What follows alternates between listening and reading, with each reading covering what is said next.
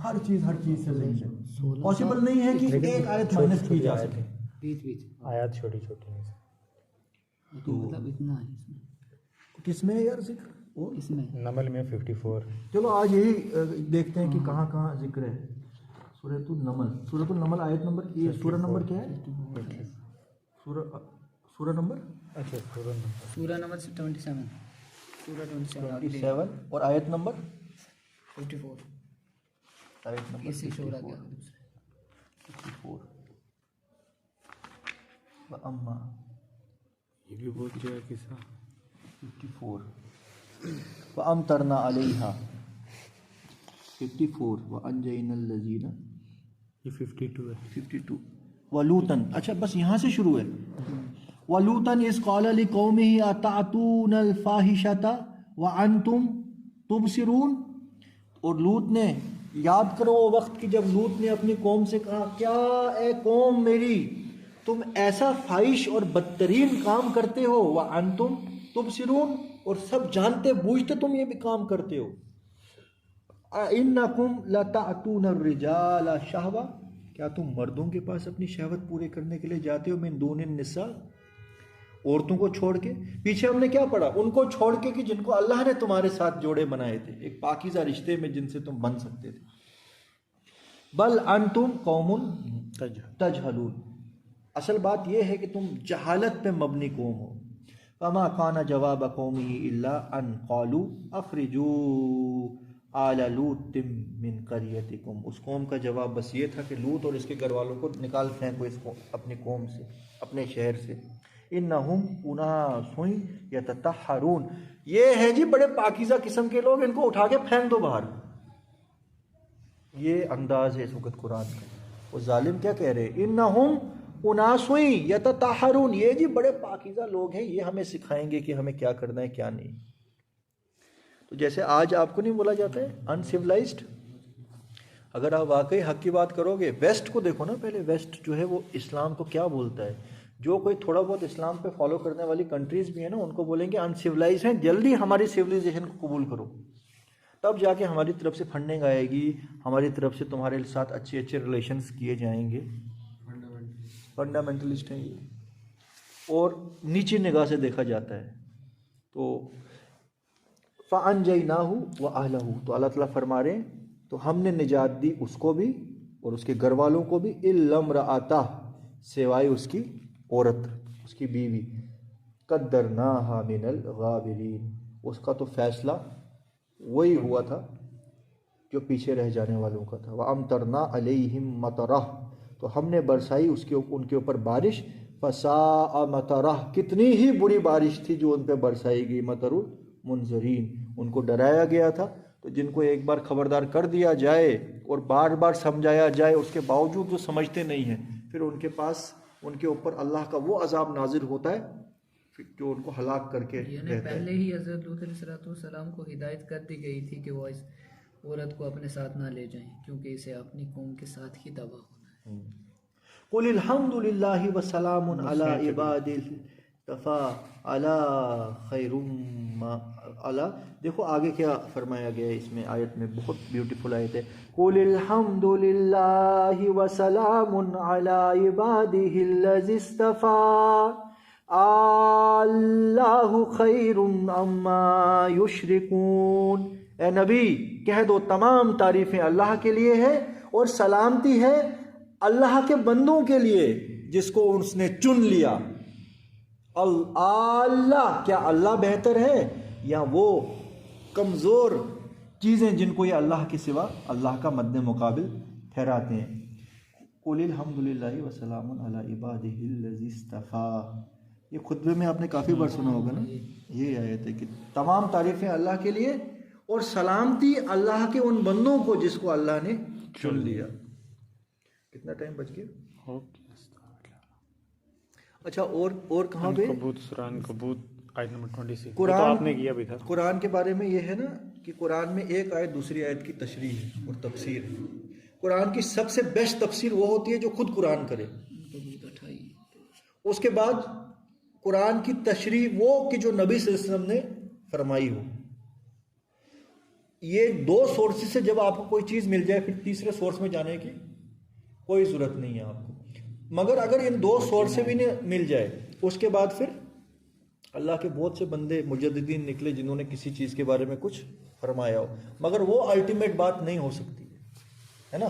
उसके अंदर वक्ती तकाजे हैं। जैसे मैं आपको सिंपल एक बात बताऊंगा, 100 साल पहले इतनी बेहतरीन ट्रांसलेशन लिखी है शेखुल हिंद ने, मौलाना महमूद हसन ने, उसकी जैसी और तर्जुमा मुझे कोई नहीं मिला उर्दू ज़बान में पुराना।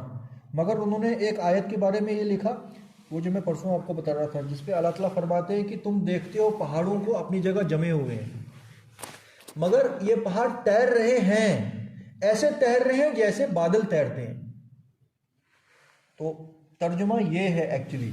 उन्होंने थोड़ा सा, क्योंकि उनको ये चीज़ समझ नहीं ना आ रही थी कि बादल की तरह पहाड़ भी तैरते हैं, उन्होंने ये लिख दिया कि ये क़यामत के दिन तैरेंगे ऐसे कि बादल, क्योंकि जियोलॉजी उन्होंने नहीं ना पढ़ी थी और उनको ये पता नहीं था टेक्टोनिक प्लेट्स होती हैं, वो लावे के ऊपर तैरती हैं। और जब बादल, ये जो पहाड़ है हिमालयन पहाड़ जितना ही ऊपर है उससे हज़ारों फीट नीचे है, इतना नीचे है कि नीचे ये लावे के ऊपर तैरता है। बेशक कम स्पीड से तैरता है मगर है तो लावे के ऊपर ही। लिक्विड के ऊपर कोई सॉलिड चीज़ अगर हो वो तो तैर रही है ना। तो बेचारे जिसने तर्जुमा लिखा था उसकी कोई नियत खराब थी क्या? उसने बोला क्या यार मैं लिखूंगा इसका, आज तक टारगेट बार बार करते है मतलब इन चीज़ों को पकड़ के टारगेट होता है। हाँ, जबकि वो तर्जुमा भी करेक्ट है। कुरान में प्रेजेंट और फ्यूचर के लिए एक ही टेंस यूज होता है। इसका मतलब ये भी हो सकता है कि तुम देखोगे कि ये क़यामत के दिन उड़ेंगे, वो भी हो सकता है। मगर आखिर में फरमाया ये है अल्लाह ताला की कुदरत, इस तरीके से अल्लाह ताला ने हर चीज़ पैदा की है। तो यानी वो क़यामत के बारे में जिक्र नहीं हो रहा है, वो अल्लाह ताला की नेचुरल फिनोमेना के बारे में जिक्र हो रहा है। आप समझ रहे हो? नबी सल्लल्लाहु अलैहि वसल्लम ने तो उसकी कोई तशरीह नहीं की आयत की। ऐसे हज़ारों आयतें हैं जिसकी नबी सल्लल्लाहु अलैहि वसल्लम ने डायरेक्ट तशरीह नहीं की, वो खुद अपनी तशरीह कर रही हैं। आप समझ रहे हैं मेरी बात? तो बेस्ट है कुरान के ज़रिए कुरान की तफसीर हो। और एक सलफ़ का भी कौल है कि कुरान में एक आयत दूसरी आयत की तशरीह होती है, तफसीर होती है। इन कुरान तफसीर बाद आयातुन तफसीर बाज़ आया, कुछ ऐसे ऐसी रिवायत है। तो यही चीज़ आयत नहीं, टाइम हो गया वैसे, कल सूरह करते नंबर हैं 29, आयत नंबर 29। सूरह 29 होने दो 29 आयत नंबर 28। वलूतन इज़ क़ाला लिक़ौमिही, और याद करो वो वक्त कि जब लूत ने अपनी कौम से कहा, इन्नकुम लतअतूनल फ़ाहिशा, क्या तुम जाते हो बेहयाई की तरफ, मा सबक़कुम बिहा मिन अहदिम मिनल आलमीन, कि जो इस जहान में कभी किसी ने काम सोचा भी नहीं। तुम इतने गंदे हो गए हो कि वो काम करते हो जो आज तक किसी ने नहीं किया। यहाँ से पता लगता है कि ये वाला काम शैतान ने इन्वेंट लूत अलैहिस्सलाम के टाइम ही किया था, उससे पहले नहीं था। आज तो इसके बारे में वेस्ट के अंदर ये इतना कॉमन हो गया है ना, आप समझो कि this is part and parcel of life. और आज से 10, 20, 25 साल पहले इस चीज़ का कोई ऐसा तज़करा नहीं था। ये शैतान ने जो कौम लूत को पट्टी पढ़ाई थी ना, वही पट्टी आज उसने हर इंसान को पढ़ा दी और उनको कह दिया तुम आज़ाद हो, तुम्हें जो महसूस हो वो करो। तो क्या तुम ऐसा काम करते हो जो तुमसे पहले पूरे जहानों में किसी ने नहीं किया? इन्नकुम लतअतूनर रिजाल, क्या तुम मर्दों के पास जाते हो, वतक़तऊनस सबील, और मारते हो राह, और राह मारते डाके डालते हो। यहाँ पे इस बदबख्त कौम का एक और खबासत निकल के आई है कि ये डाके भी डालती थी। ये बड़े बड़े डाकू भी इस कौम में थे, मगर वो वाला काम जो है ना, ये इस काम के मामले में थोड़ा कम ही है। इसलिए अल्लाह ताला ने असल बीमारी जो है वो वही बयान की है जगह जगह। यहाँ अब जिस कौम के अंदर इस तरीके की अखलाकी गिरावट आ जाए, बाकी चोरियां करना, डाके डालना, किसी का कत्ल करना, ये तो बहुत, लेकिन मुझे लगता है इसमें जो है ना वो उसका, जहाँ तक मुझे लगता है, शायद मैंने कहीं पे पढ़ा भी था, किसी तफसीर में पढ़ा था कि वो रास्ते रोक के ना फिर जो मर्द जो आते थे उनको रोक के ना उनके साथ बदफली किया करते। वो भी हो सकता है। और तख्ताऊन सबील, ये जो अभी आप बोलते ना कि आज के लिए हो गया, ऐसे मैंने कहीं ऐसा सुना था कि जिस जिस कौम में जो भी फितना था ना, वो अब यहाँ आके अपने पीक पे आ जाएगा। बिल्कुल सही। जैसे वो तो है ही, और भी जिसमें जो थे वो अपने पीक पे जैसे जैसे सूद था आज वो पीक पे है, वो पीक ऐसे ही अलग अलग दुनिया परस्ती थी वो पीक पे है, हर चीज़। शो ऑफ था वो आज पीक पे है।